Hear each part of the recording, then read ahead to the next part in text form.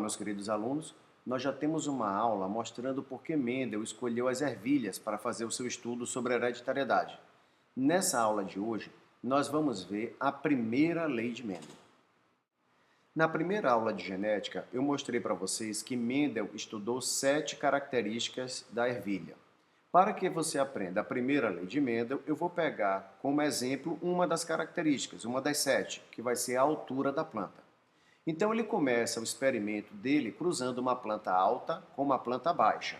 Mas atenção, ele não cruzou uma planta alta qualquer com uma planta baixa qualquer. Primeiro, ele deixou essa planta alta se autofecundar várias vezes. E toda vez que ela se autofecundava, só gerava descendentes altos. Então ele concluiu que essa planta era pura para a característica alta. Ele deixou a planta baixa se autofecundar várias vezes, e toda vez que ela se autofecundava, só gerava descendentes baixos. Então ele concluiu que ela era pura para a característica baixa. Como é que Mendel fez para cruzar uma com a outra? Digamos, ele ia lá na planta alta, abria a flor e cortava a parte masculina antes que ela estivesse madura. Ou seja, antes que a parte masculina estivesse amadurecida, antes que começasse a produzir o grão de pólen, ele ia lá e cortava. Ele castrava essa flor. Depois ele ia na planta baixa, com um pincel pegava um pouco de grão de pólen e transportava esse grão de pólen até a flor da planta alta.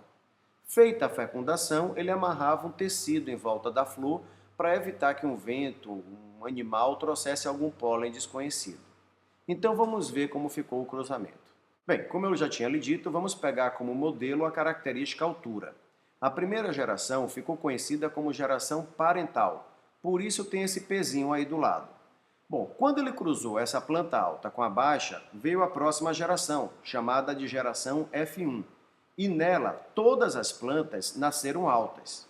Ele então deixou essa planta alta da geração F1 se autofecundar, e a autofecundação dela gerou a geração F2. Na geração F2, nasceram plantas altas e baixas. Meu filho, não é fácil você achar uma explicação lógica para isso que está na tela. Veja que você cruza alta com baixa, a característica baixa desaparece e todo mundo nasce alta. Aí você deixa a alta se autofecundar e a característica baixa volta a aparecer. O próprio Darwin já tinha escrito o seguinte: interessante notar como uma característica desaparece em uma geração e volta a aparecer na outra. Veja que a característica baixa desaparece na geração F1, mas volta a aparecer na F2. Muita gente já tinha notado isso, mas ninguém conseguiu achar a explicação. Uma das grandes soluções de Mendel, que tornou possível achar a solução, foi a matemática. Mendel contou quantas plantas altas e quantas plantas baixas nasceram. E ele notou que nasceram 3 vezes mais plantas altas do que baixas. Ou seja, houve uma proporção de 3 plantas altas para cada planta baixa que nasceu na F2. Feito o experimento, só restava a Mendel agora parar e imaginar uma solução para esse resultado.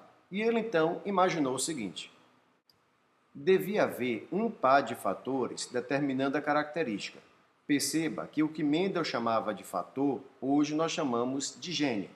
Então ele imaginou, deve haver um fator Bzão determinando que a planta vai ser alta e um fator Bzinho determinando que a planta vai ser baixa. Além disso, pensou Mendel, um fator deve ser dominante, no caso Bzão, e o outro fator deve ser recessivo, no caso Bzinho. Já já você vai entender melhor o que significa ser dominante ou recessivo. Por fim, Mendel pensou, durante a formação dos gametas, os fatores devem se segregar, devem se separar. Bom, vamos ver se essas hipóteses de Mendel dão certo. Vamos refazer o experimento de Mendel seguindo suas hipóteses. A primeira geração, chamada geração parental, ele cruzou uma planta alta com uma baixa. Como sempre que essa planta alta se autofecundava, só nascia plantas altas, ele concluiu que essa planta era Bzão. Como sempre que a planta baixa se autofecundava, só nasciam descendentes baixos, ele concluiu que ela seria Bzinho. Lembre também que Mendel propôs que na hora de formar os gametas, os fatores se segregam. Então a planta Bzão vai produzir um gameta carregando Bzão. E a planta Bzinho vai produzir um gameta carregando Bzinho. Então vem a fecundação e nasce a geração F1, que vai ser Bzão, Bzinho, porque vem do encontro do gameta carregando Bzão com o gameta carregando Bzinho. Ora, no experimento, na geração F1, todas as plantas nasceram altas, mas essas plantas são Bzão, Bzinho e Bzinho determina que ela deve ser baixa. Como Mendel explicou que uma planta Bzão, Bzinho é alta? A proposta de Mendel é que o fator Bzão é dominante, e se ele é dominante, é ele quem manda. Ou seja, na presença de Bzinho, quem manda é o Bzão. Por isso, todas as plantas da F1 nasceram altas. Até aqui, Mendel conseguiu explicar o resultado do experimento. Vamos seguir adiante. Na geração F1, houve uma autofecundação, ou seja, houve o cruzamento de Bzão, Bzinho com Bzão, Bzinho. Como na hora de formar os gametas, os fatores se segregam, então uma planta Bzão, Bzinho vai produzir um gameta Bzão e outro gameta Bzinho. Novamente, um gameta Bzão, outro gameta Bzinho. Do encontro entre esses gametas, nasce a geração F2. Então, observe. Se um gameta com Bzão fecundar outro com Bzão, nasce uma planta Bzão, Bzão. Se um Bzão fecunda o Bzinho, nasce Bzão, Bzinho. Se um Bzinho fecunda o Bzão, nasce Bzão, Bzinho. Coloque o dominante sempre na frente. Se um Bzinho fecunda outro Bzinho, nasce Bzinho, Bzinho. Segundo a regra de dominância de Mendel, as plantas Bzão, Bzão, Bzão, Bzinho e Bzão, Bzinho são altas. Ou seja, nasceram 3 plantas altas. E Bzinho, Bzinho, todo recessivo, vai ser baixa. Então, Mendel conseguiu explicar o resultado do experimento. Porque, observe, no experimento nasceram 3 vezes mais plantas altas do que baixas. E fazendo o cruzamento do jeito que ele propõe, é justamente isso que você obtém. 3 plantas altas para uma baixa. Mendel conseguiu explicar o experimento. Você viu que com muita criatividade Mendel conseguiu explicar por que uma característica desaparece em uma geração e volta a aparecer na outra.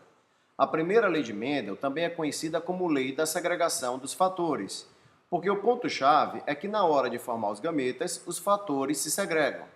Ela também pode ser chamada de monohibridismo ou lei da pureza dos gametas. Por que esse termo, lei da pureza dos gametas? Hoje, quando nós temos um indivíduo azão, azão, bezão, bezão, bezinho, bezinho, azinho, azinho, com 2 fatores iguais, nós dizemos que ele é homozigoto. Na época, Mendel chamava de puro. Quando nós temos um indivíduo com 2 fatores diferentes, como azão, azinho, bezão, bezinho, nós dizemos que ele é heterozigoto. Mendel chamava de híbrido. Acontece que não pode existir um gameta híbrido. Não pode existir um gameta azão, azinho, bezão, bezinho, porque na hora de formar os gametas, os fatores se separam. Então, ou um gameta é bezão ou um gameta é bezinho. Portanto, não existem gametas híbridos. Todos os gametas são puros. Daí dizer lei da pureza dos gametas. Essa foi a primeira lei de Mendel. Na nossa próxima aula, nós faremos alguns exercícios baseados nessa lei.